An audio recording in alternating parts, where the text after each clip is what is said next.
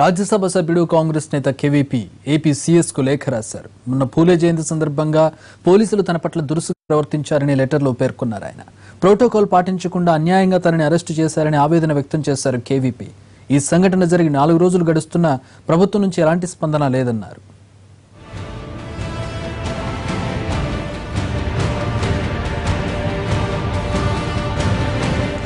ఈ నెల 11న తుమ్మలపల్లి దగ్గర జ్యోతిరావు పూలే విగ్రహానికి చంద్రబాబు పూలదండ వేసే కంటే ముందే కాంగ్రెస్ నేతలు అక్కడికి వెళ్లారు.